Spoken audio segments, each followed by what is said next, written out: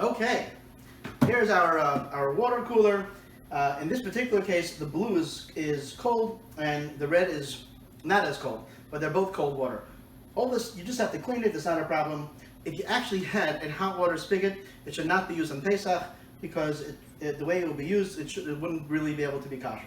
So you would wrap it up and cover it like you with plastic or foil and say do not use. Otherwise, there's no problem here. If you had bottles, you should get new bottles.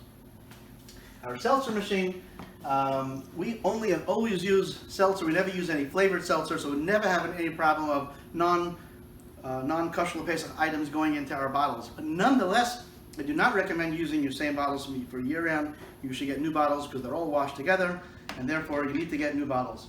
But the machine itself, as long as you clean it, you don't have to get a new machine for Pesach. This is just the filtered water. Again, this has to be cleaned. Faucet, the same thing. The sprayer as well is made out of plastic, so this cannot be kosher for Pesach, just like on the meat side. Toaster ovens. Toaster ovens should not be kosher for Pesach. Period. That's the short answer. The long answer, call me afterwards. Toasters or toaster ovens should not be cleaned for Pesach. Get a new one. Our kettle. This is our Kashering kettle. Now we're going to talk about my milchig oven. Now, I don't plan on koshering it for milchig because there's not that much milchig is being eaten on Pesach. I'm actually going to kosher it for parv. This way we could make kugels and all kinds of other parv things on this oven pre-Pesach, and then on Chol Hamoed we'll probably turn it dairy. But at least for the week before Pesach, there's going to be a place where we could cook. So this is a different style than the meat side. Whereas the meat side had grates, it was a contiguous surface, and those grates go into the self-clean oven, and that was a gas oven. This is an electric oven. Now, to clean a kosher electric oven, once the coils turn red, they're clean, they're kosher, they're done.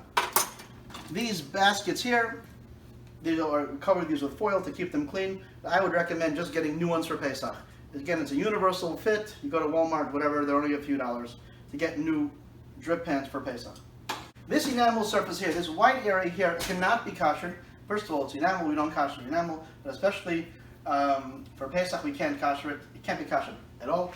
These will have to be covered. It should be covered with a double layer of foil, maybe even a triple layer of foil to make sure it doesn't drip, and it should be secured maybe with a quality tape down the center, away from the heat, or a heat-resistant tape, and make sure that you'll put down layers of foil and it doesn't rip. So the koshering is new drip pans, multiple layers of foil on the surface. Once these turn red, it's kosher. And again, cover this whole area here should be covered up as well. And here, I forget where the vent is. Here the vent is in the door. Okay, so there's no vent over here, but the vent is in the door. So I don't have to worry about covering this area over here. Again, the koshering oven is the same way. It's a self-clean oven. It'll get turned on, it'll get koshered. Same idea.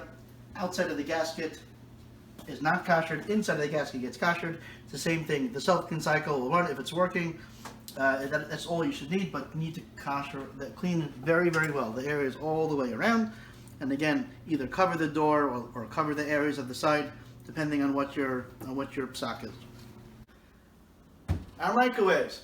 There are different opinions. Really, there's different opinions about everything for koshering, especially for Pesach. Koshering a microwave is a big machlokes whether you should or shouldn't kosher a microwave. I personally think it's a bad idea and you shouldn't do it. But if you do, the glass plate cannot be koshered, and it should be removed unless you're wrapping it in multiple layers of plastic. The whole interior of the microwave should be thoroughly cleaned, and you need to take a heavy-duty glass cup and put it inside, and put it in like a Pyrex glass cup with 12 or 13 ounces of water, and then let it run for about 15 minutes.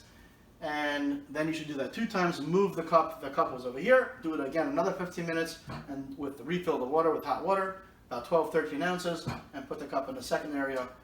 So 2 times you put it in, 30 minutes. Go in and refill the cup and do it again for 30 minutes. But then again, there's different opinions. Personally, I think it's a bad idea and you shouldn't do it.